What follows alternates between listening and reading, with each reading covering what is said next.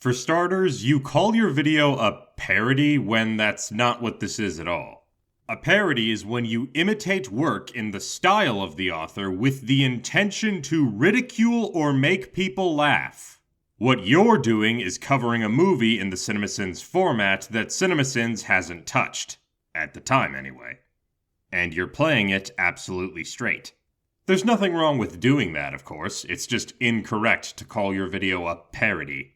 Like, Winnie the Pooh Blood and Honey isn't a parody. It's played absolutely straight. Holy shit, we have a millisecond counter.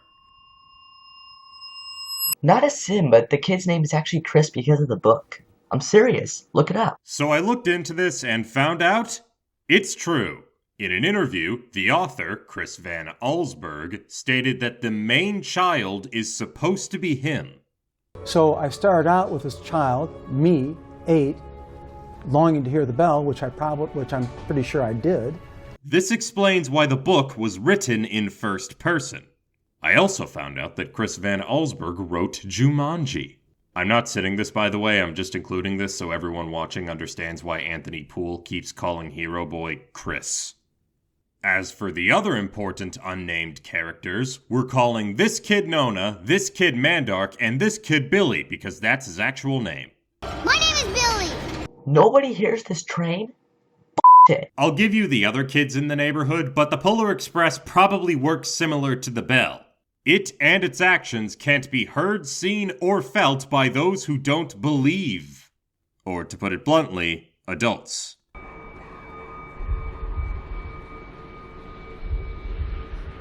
Okay. Okay. I believe. I believe.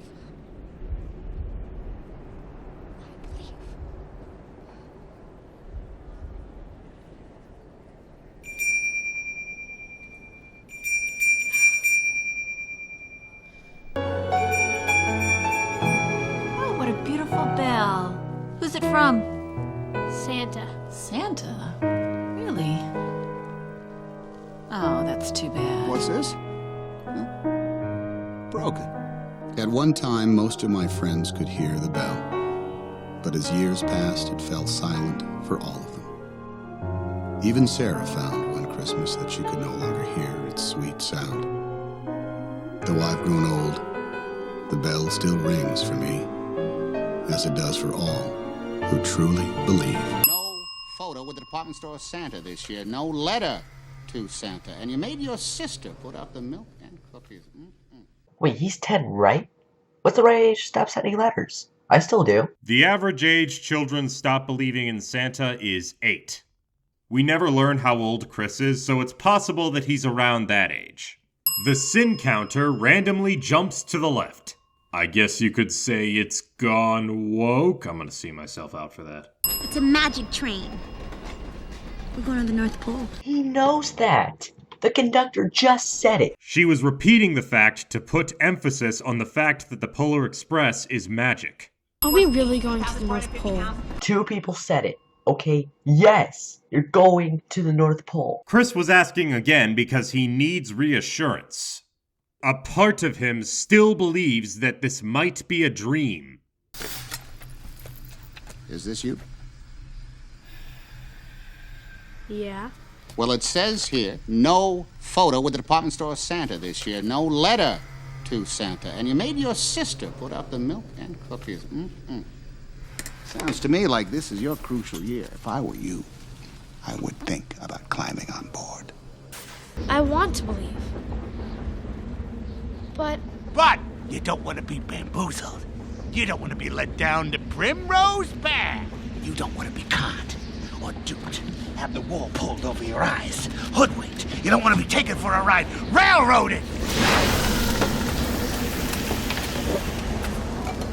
Seeing is believing. Am I right? But what about this train? What about it? We're all really going to the North Pole, aren't we? Aren't we? Are you saying that this is all just a dream? You said it, kid. Not me. Ticket, please. Try your pocket.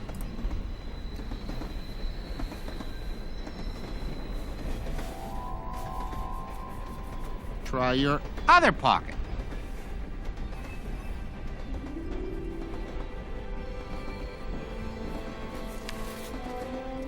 Okay, you expect me to believe that you didn't know he had it in his pocket? Of course! I have to believe. Since the ticket is made of paper, it doesn't have much weight to it.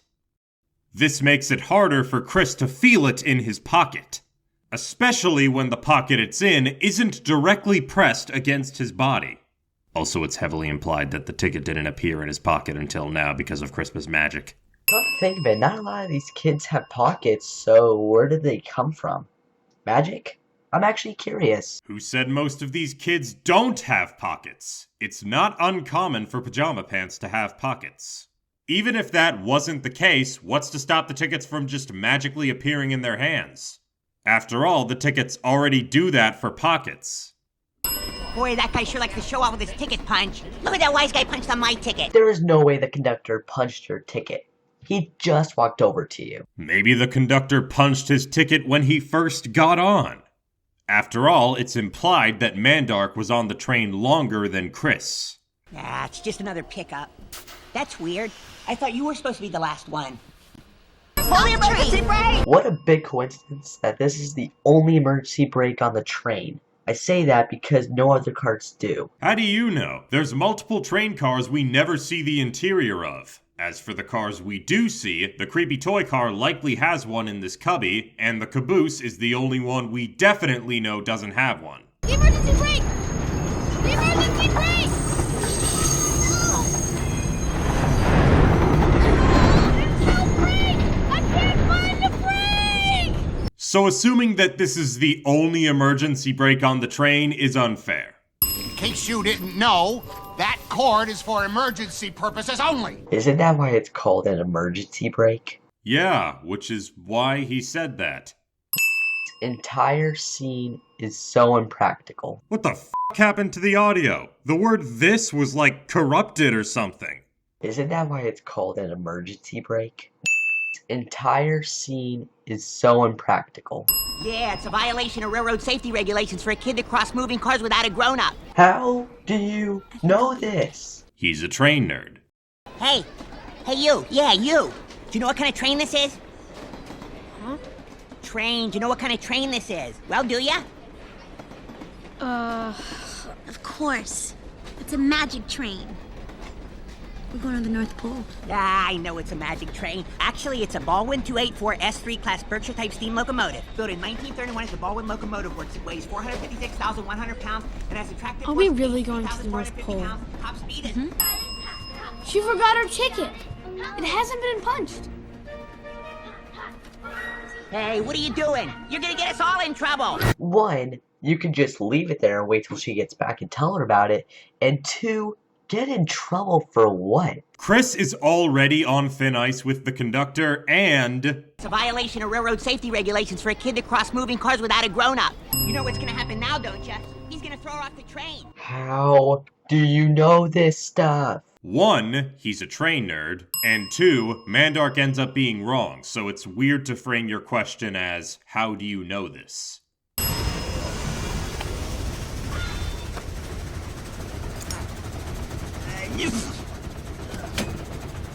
You couldn't do that originally? Before, they could barely stand up due to the train jerking around. All they could think was, we need that pin now or everyone is gonna die! Plus, there wasn't a guarantee that the hairpiece would work, so it was better to go for the pin that the brake was specifically designed for. I'm just gonna guess that the tracks are going to appear again magically. Or another route already existed. That and the Polar Express clearly doesn't need tracks to get somewhere. This view is just gorgeous. Yeah, say what you want about the mocap animation, but you can't deny that this movie has some powerful imagery. With 5 minutes to spare! So it's still 11:55? Yeah, Christmas magic. This is also here to play into the idea of the whole adventure being a dream. Wait, this is how they check to see if they're naughty or nice? This is creepy when you think about it. If you can hear birds in the background while you're recording a line, re-record. Wait, this is how they check to see if they're naughty or nice? This is creepy when you think about it. White Christmas. You put in the sin removal sound, but you forgot to remove the sin. White Christmas. Did I mention how beautiful this movie is? Yep. It's got my leg! I can't hold him! Give me your other hand! Give me your other hand! I can't! Just let go! You're going to get it tomorrow anyway. Considering Billy knows that Christmas has never worked out for him despite Santa being real, it's understandable why he'd want to make extra sure his gift goes home with him. Christmas just doesn't work out for me. Never has. That and Billy might also suspect this is all a dream. Of course we will. It's been 5-2 for the last hour. We got plenty of time. We got nothing but time. We got time to kill. How long is it going to stay at 11:55? Again, Christmas magic. This is also here to play into the idea of the whole adventure being a dream. I give up. If they want to say it's going to stay 11:55, so be it. We went over this twice.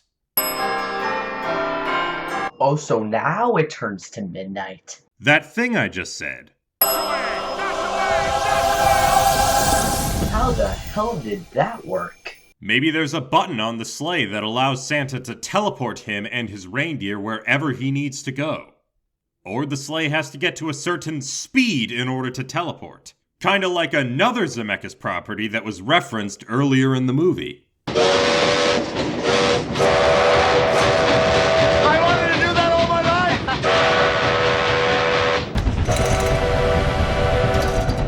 I've wanted to do that my whole life! The video is titled Everything Wrong with the Polar Express in 10 minutes, but the in-video timer has gone over 10 minutes. Maybe call the video Everything Wrong with the Polar Express in 11 minutes or less. Though I've grown old, the bell still rings for me. Does anybody notice how Chris just disappears out of thin air? The sound that played was a regular sin ding, and your comment was a criticism, yet you removed a sin.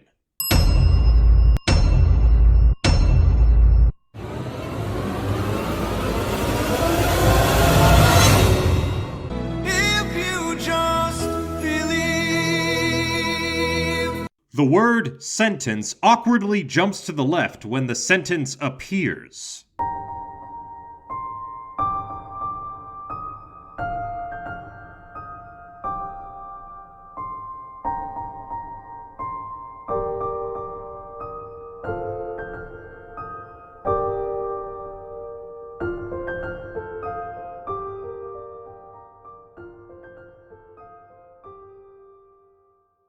It's time for a bonus section where we ask the question, where is the YouTuber now? In this case, the YouTuber in question is Anthony Poole. He mostly made gaming content, however, he made 2 Everything Wrong With videos. Those videos are the one we just went through and Everything Wrong With Sonic 06, Sonic's Story. Unfortunately, Poole hasn't uploaded a video or streamed on Twitch in 3 years. He also doesn't have any social media. However, his one and only community post is him telling people to subscribe to Casey Cola, who is still making videos. So go subscribe to both of them. Anyway, thanks for watching, and bye.